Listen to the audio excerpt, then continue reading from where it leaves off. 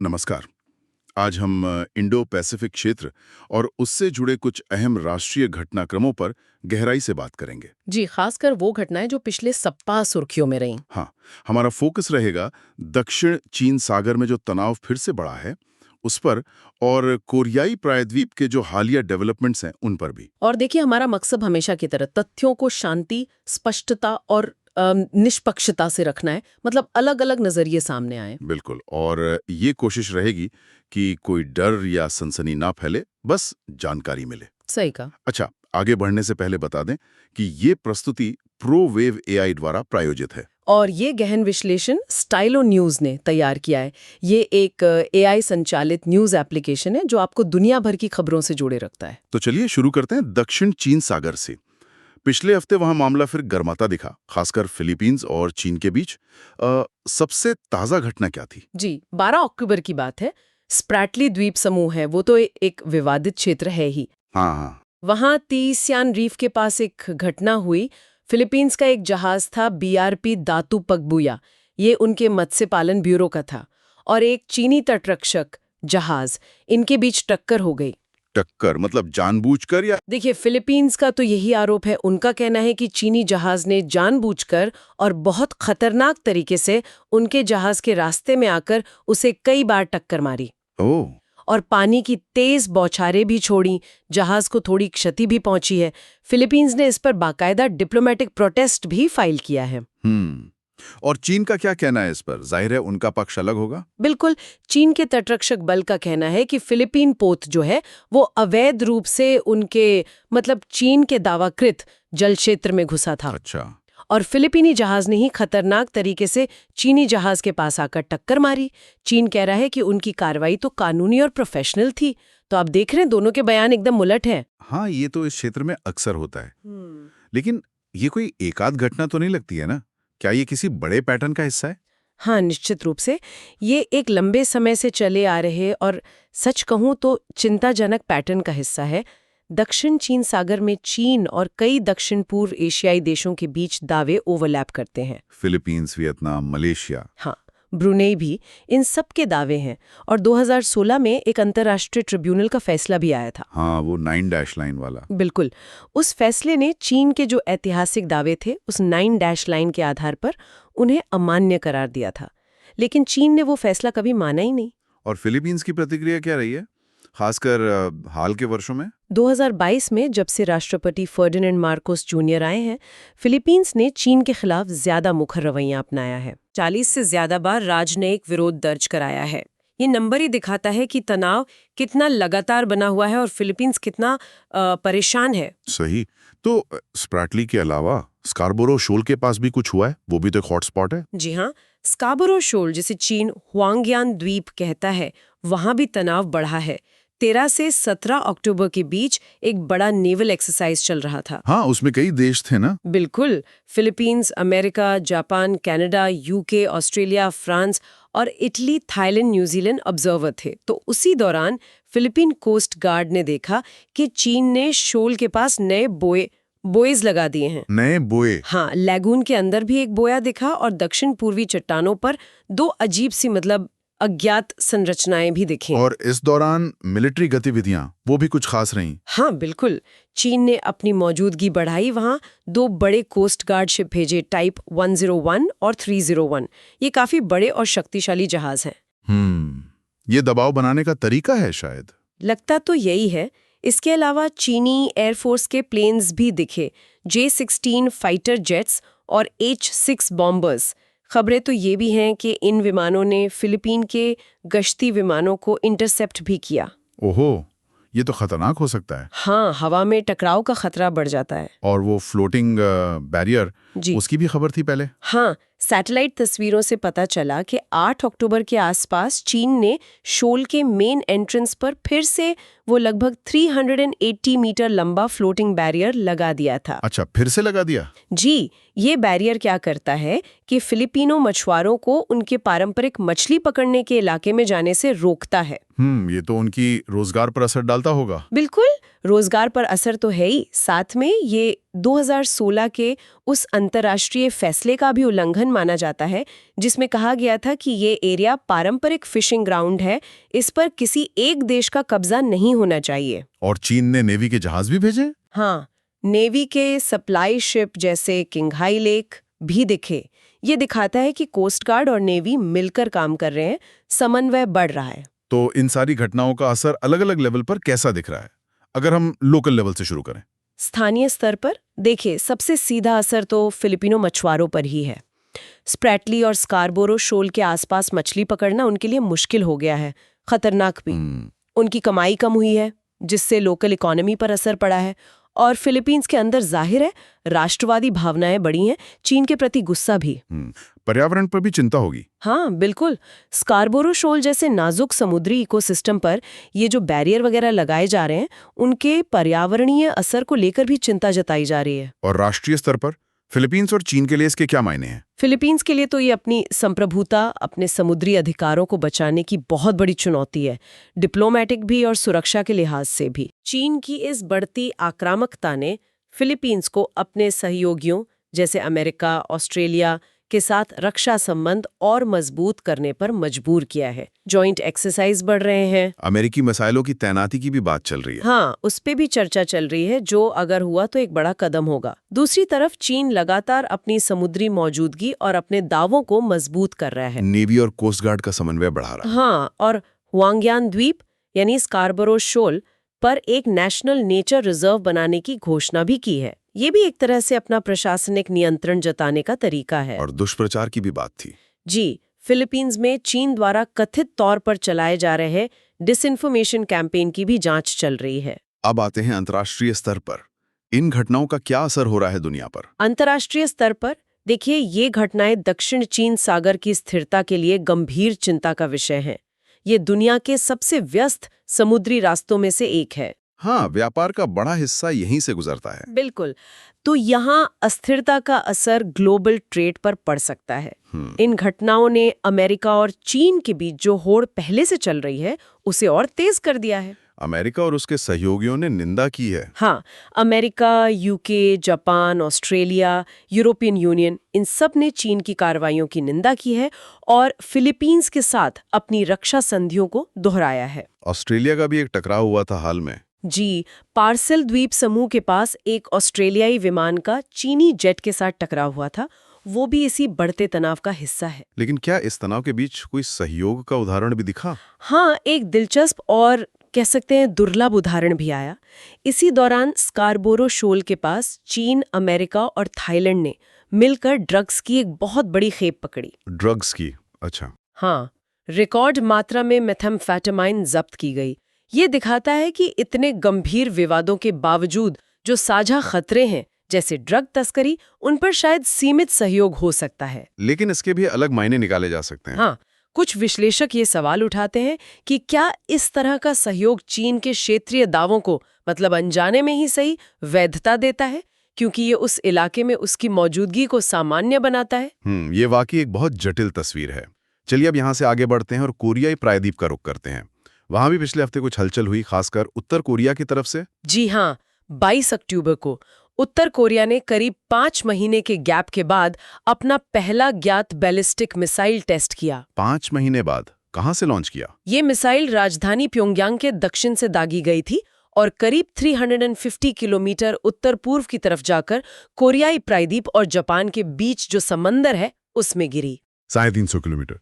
तो ये कम दूरी की मिसाइल थी, लेकिन इसका समय आप कह रही थी महत्वपूर्ण है। हाँ, इसका समय काफी महत्वपूर्ण लगता है। ये टेस्ट दक्षिण कोरिया के ग्योंगजू शहर में एशिया पैसिफिक इकोनॉमिक कॉर्पोरेशन यानी एपेक का शिखर सम्मेलन होने वाला है, उससे बस कुछ दिन पहले हुआ है। अच्छा, एपेक समिट से ठीक पहले? हाँ। उसमें तो बड़े नेता आ रहे हैं। हाँ, अमेरिकी राष्ट्रपति ट्रंप, चीनी राष्ट्रपति शी जिनपिंग, दक्षिण कोरियाई राष्ट्रपति ली जे म्योंग, इन सब के शामिल होने की उम्मीद है। तो विश्लेषकों का मानना है कि ये टेस्ट उत्तर कोरिया का एक तरीका है अंतर्राष्ट्रीय समुदाय पर, खासकर अमेरिका पर दबाव बनाने का, अपनी परमाणु क्षमता दिखाकर रियायतें मांगने का। बिल्कुल, अपनी न्यूक्लियर वेपन स्टेटस पर जोर देना और आर्थिक प्रतिबंधों में राहत या कुछ और रियायतें हासिल करने की कोशिश। ये 2019 में हनोई में जो अमेरिका के साथ बातचीत फेल हुई थी, हाँ, उसके बाद से उत्तर कोरिया ने हथियार टेस्ट बढ़ा दिए हैं। ये उसी ट्रेंड को जारी रखता है और हाल ही में एक मिलिट्री परेड में उन्होंने एक नई ICBM intercontinental ballistic missile Hwasong 20 भी दिखाई थी। ह्वासोंग 20 ये अमेरिका तक पहुंच सकती है, ऐसा दावा किया जाता है। अच्छा। तो क्या डिप्लोमेसी के लेवल पर भी कुछ चल रहा है? आपने राष्ट्रपति ट्रंप का जिक्र किया। हाँ, कुछ अपुष्ट खबरें, मतलब कंफर्म नहीं है, ऐसी आ रही हैं कि पूर्व अमेरिकी राष्ट्रपति ट्रंप की टीम एशिया में शायद एपेक्स समिट के दौरान ही उत्तर कोरियाई नेता किम जोंग उन के साथ एक मीटिंग की संभावना तलाश रही है। ट्रंप और किम की एक और मीटिंग? हाँ, पहले भी उनकी मुलाकातें हुई हैं जिनके नतीजे मिले जुले रहे, लेकिन जैसा मैंने कहा ये खबरें पक्की नहीं है और अगर मीटिंग होती भी है तो सफलता की गारंटी नहीं है, क्योंकि किम जोंग उन बार-बार कह चुके हैं कि उनका परमाणु हथियार कार्यक्रम नॉन नेगोशिएबल है। मतलब उस पर कोई समझौता नहीं होगा। हाँ, और उसे विकसित करना उनकी सबसे बड़ी प्राथमिकता है। उत्तर कोरिया को और वो साइबर हमलों वाले आरोप भी तो लगते रहते हैं। बिल्कुल, ये आरोप बहुत पुराने और गंभीर हैं कि उत्तर कोरिया अपने मिलिट्री और न्यूक्लियर प्रोग्राम को फंड करने के लिए अवैध साइबर गतिविधियों का इस्तेमाल करता है। जैसे पश्चिमी कंपनियों, बैंकों और खासकर क्रिप्टो करेंसी एक्सचेंजों पर हमले करना। कहा जाता है कि उनके पास हजारों ट्रेन्ड हैकर्स हैं जो दुनिया भर में ये काम करते हैं। प्रतिबंधों से बचने और पैसा कमाने का ये उनका एक बड़ा जरिया माना जाता है। तो इन सब पर दक्षिण कोरिया की क्या प्रतिक्रिया है मिसाइल टेस्ट पर? दक्षिण कोरिया ने जाहिर है मिसाइल टेस्ट की कड़ी निंदा की है और कहा है कि वो अपनी रक्षा तैयारी मजबूत रखेंगे। उनके रक्षा मंत्री आन ग्यू बैक ने हाल में कन्फर्म भी किया है कि दक्षिण कोरिया अपनी एक बहुत शक्तिशाली पारंपरिक बैलिस्टिक मिसाइल ह्योनमो 5 का बड़े पैमाने पर उत्पादन शुरू कर रहा है। ह्योनमो 5, इसका नाम सुना है। इसे 2026 तक तैनात करने की योजना है। जी हाँ, 2026 के अंत तक ये मिसाइल काफी अहम है। क्या खासियत है इसकी? इसकी सबसे बड़ी खासियत है इसका बहुत बड़ा 8 टन का वॉरहेड। 8 टन? हाँ, इसे खास तौर पर उत्तर कोरिया के जो बहुत गहरे अंडरग्राउंड बंकर हैं या मजबूत मिलिट्री ठिकाने हैं, उनको तबाह करने के लिए डिजाइन किया गया है। ये उनकी किल चेन प्रीएम्प्टिव स्ट्राइक रणनीति का हिस्सा है। और रेंज कथित तौर पर 3500 किलोमीटर तक हो सकती है। हालांकि दक्षिण कोरिया ऑफिशियली कम बताता है, पर यह दक्षिण कोरिया की अपनी डिफेंस कैपेबिलिटी में एक बड़ा इजाफा है। उत्तर कोरिया के लिए एक साफ संदेश है। और हाल में एक उत्तर कोरियाई सैनिक भी भागकर दक्षिण कोरिया आया था। हाँ, एक और घटना हुई पिछले हफ्ते। एक उत्तर कोरियाई सैनिक, वो जो highly fortified demilitarised zone DMZ है, उसे क्रॉस करके दक्षिण कोरिया भाग आया। DMZ पार करके? ये तो बहुत मुश्किल होता है। हाँ, बेहद खतरनाक। अगस्त 2024 के बाद ये पहली ऐसी घटना है। ऐसे दल बदल पहले भी हुए हैं, लेकिन ये उत्तर कोरिया के अंदर की स्थिति या सीमा पर कंट्रोल के बारे में सवाल तो उठाते ही हैं। तो इन उत्तर कोरियाई गतिविधियों का ओवरऑल असर क्या देखते हैं आप? देखिए, लोकल और नेशनल लेवल पर देखें तो दक्षिण कोरिया में सुरक्षा चिंताएं बड़ी हैं। ह्योनमो 5 जैसी मिसाइलें उनकी डेटरेंस क्षमता, मतलब रोकने की ताकत तो बढ़ाएंगी, पर इससे हथियारों की होड़ भी तेज हो सकती है। सैनिक का भागना बॉर्डर पर तनाव दिखाता है। ये दक्षिण कोरिया की सुरक्षा नीतियों और अमेरिका के साथ उनके गठबंधन के तालमेल के महत्व को भी दिखाता है। अंदरूनी राजनीति पर भी असर पड़ सकता है। और अंतर्राष्ट्रीय स्तर पर? अंतर्राष्ट्रीय स्तर पर उत्तर कोरिया के ये मिसाइल टेस्ट रीजनल सिक्योरिटी और ग्लोबल नॉन प्रोलिफरेशन, मतलब परमाणु अप्रसार प्रयासों के लिए सीधी चुनौती हैं। एपेक जैसे मंचों को जटिल बनाते हैं। हाँ, बिल्कुल। जहां बड़े देश दूसरे मुद्दों पर बात करना चाहेंगे, वहां ये तनाव एक अलग दिशा दे सकता है। ये उत्तर कोरिया की रणनीति दिखाता है, परमाणु शक्ति के तौर पर पहचान बनाना और प्रतिबंधों से राहत के लिए दबाव बनाना। रूस के साथ बढ़ते सहयोग की भी बात है। जी हाँ, ये एक और बड़ी चिंता है। उत्तर कोरिया का रूस के साथ बढ़ता मिलिट्री सहयोग, जिसमें हथियार सप्लाई की खबरें भी हैं, इस पर अमेरिका और जापान ने गंभीर चिंता जताई है। इसका असर यूक्रेन युद्ध और क्षेत्रीय शक्ति संतुलन पर भी पड़ सकता है। तो ये भू राजनीतिक तनाव तो है ही। इस दौरान मौसम या दूसरी प्राकृतिक घटनाओं का भी कुछ जिक्र है? हाँ, मौसम का भी असर रहा है। एक टाइफून था फुंगशेन, फिलीपींस में इसे फुंगशेन कहा गया। ये फिलीपींस के पूर्व में बना और फिर दक्षिण चीन सागर में आया। ताइवान पर असर हुआ? सीधे तो नहीं टकराया, लेकिन इसके बाहरी असर और नॉर्थ ईस्ट मानसून के मिलने से 19 से 22 अक्टूबर के बीच उत्तरी और पूर्वी ताइवान में बहुत भारी बारिश हुई। बाढ़ और भूस्खलन का खतरा। और उत्तरी ताइवान में बरसात का मौसम भी शुरू हो गया। ये याद दिलाता है कि ये रीजन सिर्फ जियोपॉलिटिक्स के लिहाज से ही नहीं, प्राकृतिक आपदाओं के लिहाज से भी कितना संवेदनशील है। चीन में वो नक्शों वाली घटना क्या थी? हाँ, वो एक छोटी लेकिन सांकेतिक घटना थी। चीनी कस्टम अधिकारियों ने एक्सपोर्ट के लिए जा रहे करीब 60,000 नक्शों की एक खेप रोक ली। क्यों? कारण ये बताया कि नक्शों में ताइवान को गलत तरीके से दिखाया गया था, शायद एक अलग देश की तरह। दक्षिण चीन सागर के कुछ द्वीपों को छोड़ दिया गया था और चीन की वो 9 लाइन नहीं दिखाई गई थी। अच्छा, तो ये दिखाता है कि चीन अपने दावों को लेकर कितना संवेदनशील है। बिल्कुल, वो अपने क्षेत्रीय दावों के चित्रण को कंट्रोल करना चाहता है, यहाँ तक कि कमर्शियल प्रोडक्ट्स में भी। और फिलीपींस में भूकंप भी आया था। हाँ, लगभग 11 अक्टूबर को दक्षिणी फिलीपींस में मिंडानाओ द्वीप पर 7.5 तीव्रता का एक शक्तिशाली भूकंप आया था। 7.74 काफी तेज था। हाँ, काफी नुकसान हुआ और वहां रहने वाले कुछ ताइवानी बिजनेसमैन भी प्रभावित हुए। ये फिर से इस क्षेत्र की प्राकृतिक आपदाओं की चपेट में आने की संवेदनशीलता को दिखाता है। अब बात करते हैं कि इन सब घटनाओं को मीडिया और सोशल मीडिया पर कैसे देखा गया। क्या कोई खास पैटर्न दिखा? हमने कई इंटरनेशनल और रीजनल न्यूज़ सोर्सेज देखे। Reuters, BBC, CNN, south China morning post, Taiwan की सेंट्रल न्यूज़ एजेंसी, फिलीपींस और चीन के लोकल पेपर्स, रूसी न्यूज़ एजेंसियां। और सबका अपना अपना नजरिया होगा। हाँ, बिल्कुल। जैसा उम्मीद थी, हर स्रोत अपने राष्ट्रीय हित या एडिटोरियल लाइन के हिसाब से खबरें पेश करता है। पश्चिमी मीडिया अक्सर चीन की आलोचना करता है, अंतर्राष्ट्रीय कानूनों के उल्लंघन पर जोर देता है। और चीनी मीडिया? चीनी सरकारी मीडिया या उससे जुड़े स्रोत अपने एक्शन का बचाव करते हैं, उन्हें जरूरत बताते हैं और अक्सर फिलीपींस या अमेरिका पर उकसावे का आरोप लगाते हैं। फिलीपीनी मीडिया में अपनी संप्रभुता और चीन की दादागिरी के खिलाफ आवाज बुलंद दिखती है। और सोशल मीडिया जैसे एक्स पर वहां क्या माहौल था? हैशटैग क्या बता रहे थे? एक्स जैसे प्लेटफॉर्म पर #China, #Pacific, #Taiwan, #South China Sea, #Philippines, #PLA, #North Korea, #Kim Jong Un, ये सब हैशटैग्स बताते हैं कि भावनाएं बहुत ज्यादा बंटी हुई हैं, पोलराइज्ड है। नकारात्मक भावनाएं ज्यादा थीं। हाँ, चीन की हरकतों और उत्तर कोरिया के टेस्ट को लेकर खासकर पश्चिमी देशों और सीधे प्रभावित इलाकों जैसे फिलीपींस, दक्षिण कोरिया, जापान के यूजर्स में नेगेटिव सेंटिमेंट बहुत मजबूत है। चिंता, गुस्सा, निंदा, डर, ये सब आम है। लोग सरकारों से एक्शन की मांग करते होंगे। हाँ, अक्सर। दूसरी तरफ चीन या उत्तर कोरिया के समर्थक या उनसे जुड़े अकाउंट से पॉजिटिव या डिफेंसिव पोस्ट भी आते हैं, पर उनका असर सीमित लगता है। और तथ्यात्मक पोस्ट? वो भी होते हैं, पर अक्सर इस भावनात्मक बहस के शोर में खो जाते हैं। मतलब एक बैलेंस्ड व्यू पाना मुश्किल हो जाता है। सही कहा। तो अब आगे देखते हुए निकट भविष्य में किन डेवलपमेंट्स पर नजर रखनी चाहिए? क्या ट्रेंड्स दिख रहे हैं? कम है।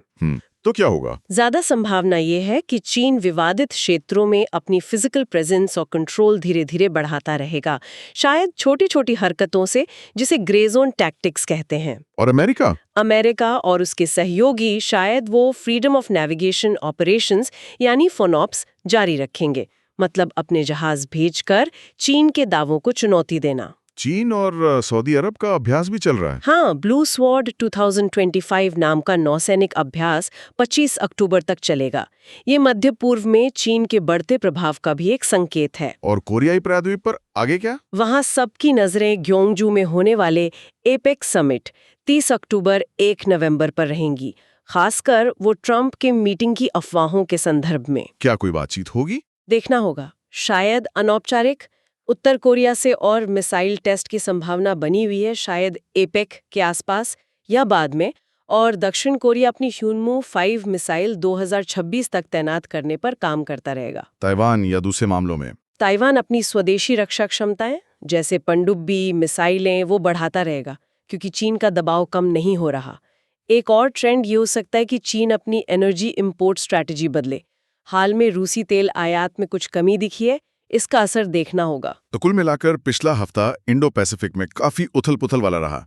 समुद्री टकराव, सैन्य ताकत का प्रदर्शन, मिसाइल टेस्ट और डिप्लोमेटिक गतिविधियां, सब कुछ। निश्चित रूप से ये सारी घटनाएं इस क्षेत्र की जो जटिल भू राजनीतिक स्थिति है उसे उजागर करती हैं।